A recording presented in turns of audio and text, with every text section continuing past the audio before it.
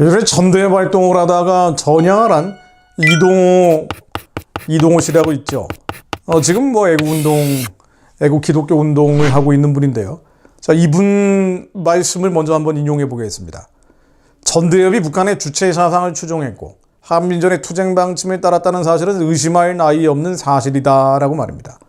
이분이 전대협의 연대 사업국장, 여기저기 사회단체, 시민단체들하고 연대하는 사업국장을 했죠. 연사국장이라고 전대협에서 아주 핵심적인 역할입니다. 또 반미청년회라고요, 전대협 배후에 있는 지하 주사파 조직의 아주 핵심적인 인물이었던 강길모 씨라고 있습니다. 이분 언론인이었는데 요즘 뭐 하고 있는지 잘 모르겠는데 이게 다 이제 전향한 분들이에요.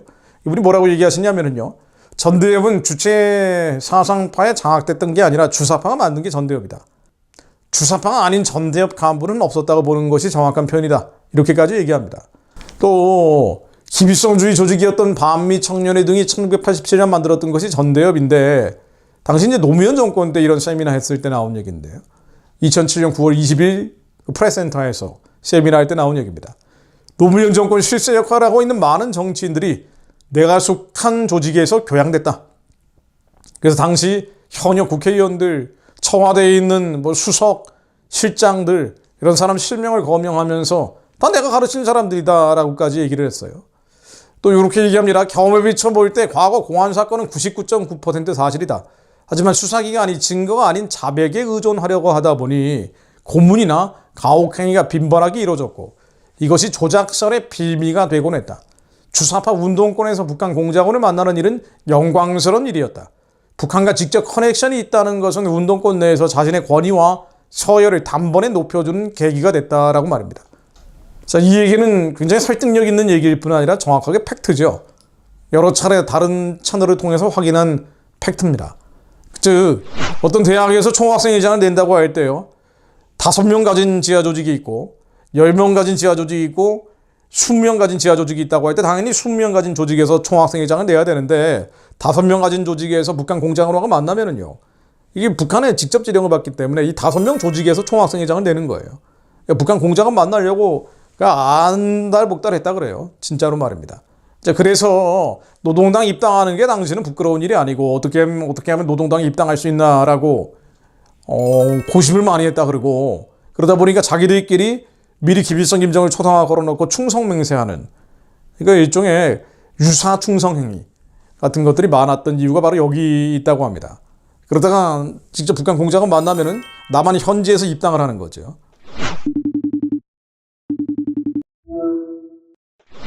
예를 들면 1995년 10월 달에 충남 부여군에 북한 간첩 2사람이 출몰을 했어요.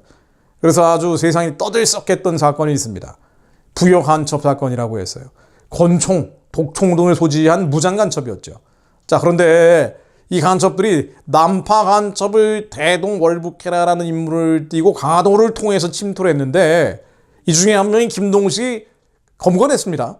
그리고 나중에는 이제 국정원에서 공안 사건을 담당하고 남한 사회에 적응을 했어요. 근데 이 김동식이라는 사람이 아무도 나를 신고하지 않았다는 책까지 썼죠.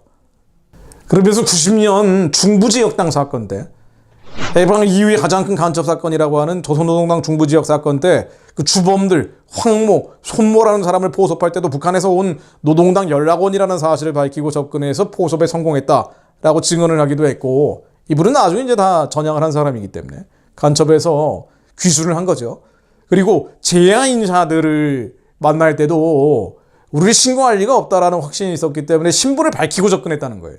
나는 북한에서 온 간첩입니다라고 하면서 재야 인사들을 접촉했다는 겁니다.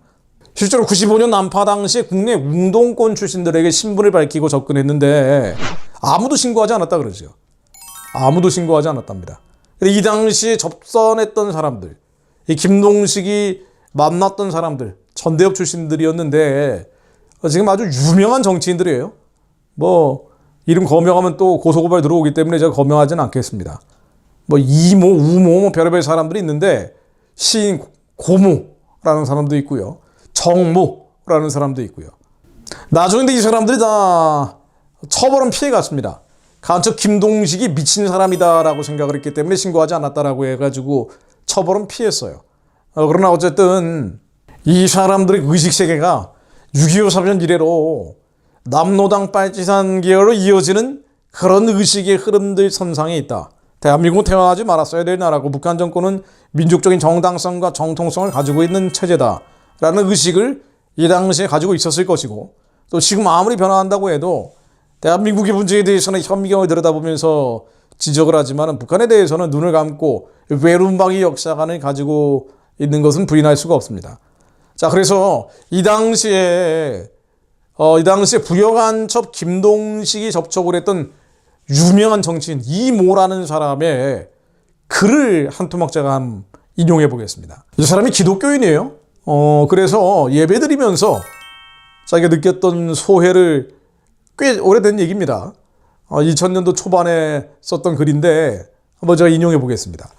자주의 나라, 그리운 나라, 평소에 온건하다고 생각했던 장모님과 목사님께서 기도 중에 저 오만한 미국으로부터 민족의 자존심을 회복하게 하옵시고 라고 기도를 하니까 느닷없이 울컥 쏟아져 나오는 눈물을 어쩔 수 없어 두 손을 꼭 잡고 부르르 떨었습니다.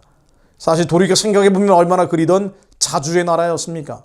아니, 얼마나 목청껏 외쳐보고 싶었던 자존의 선언이었겠습니까? 이 사람들의 의식세계가 이런 겁니다. 신앙이나 종교도 그들의 이념과 이데올로기를 정당화하는 데 사용되는 거죠. 여기 사랑이 있습니까? 용서와 용납이 있나요? 그들의 한풀이와 상처 쓴뿌리 말고 다른 게 있습니까? 안타까운 일이죠. 기도하겠습니다. 로마서 4장 18절로 아브라함이 바랄 수 없는 중에 바라고 믿었으니 이른 내 후손이 이가 트리라 하신 말씀대로 많은 민족의 조상이 되게 하려 하십니다. 그러니까 백세나 되어 자기 몸이 죽은 것 같고 사라의 태가 죽은 것 같음을 알고도 믿음이 약하여지지 아니하고 믿음이 없어 하나님의 약속을 의심하지 않고 믿음으로 견고하여져서 하나님께 영광을 돌리며 약속하신 그것을 또한 능히 이루실 줄을 확신하였으니 그러므로 그것이 그에게 의로 여겨졌느니라. 이 주체사상파들 이야기를 하다 보면은요, 이 사람들이 다 국회의원도 여러 번 하고 장관하고 높은 직위에 있고 지금도 문화 권력을 꿰차고 있기 때문에 희망이 없어 보입니다. 한국교회는 특히나 대형교회를 중심으로 북한에 대한 가짜 평화, 거짓 평화 여전히 천착하고 있고, 아무리 얘기해도 유튜브에서 제 얘기를 좋아하는 몇 분들은 듣지만은요, 교회 전체로 퍼져나가질 않습니다. 실망스럽습니다. 그럼에도 불구하고 아브라함이 바랄 수 없는 중에 바라고 믿었으니 이른 내 후손이 이가 트리라 하신 말씀대로 많은 민족의 조상이 되게 하려 하십니다. 하나님, 저희들이 바랄 수 없는 상황과 현실입니다. 북한의 우상의 진이 평화적으로 무너지고 저 땅이 열리는 것은 바라기가 어려워 보입니다. 그럼에도 불구하고 하나님의 약속을 저희들은 의심하지 않습니다. 하나님이 대적하는 우상 숭배의 진이 평화적으로 무너질 것을 믿습니다. 2천만 노예 동족들이 해방되고 구원받을 것을 믿습니다. 저 땅에 하나님의 성전이 세워지며 땅끝까지 복음이 전해지는 길이 열리게 될 것을 믿습니다. 약속하신 것을 또한 능히 이루실 줄을 저희들이 확신하니 하나님, 저희들이 주님의 심판대 위에 세워지는 날 주님 앞에 의로 여겨질 것을 또한 알고 있습니다. 주님 말씀으로 한반도 위에 임하여 주시어 어둠과 흑암의 진이 속히 무너지게 하시며 하나님께서 노예 동족들을 해방시키시며 만주와 시베리아로 복음 전하는 길을 열어주옵소서. 그래서 위에 하나님 재건의 일꾼들이 준비되게 하옵소서. 예수 그리스도 이름으로 기도드립니다. 아멘.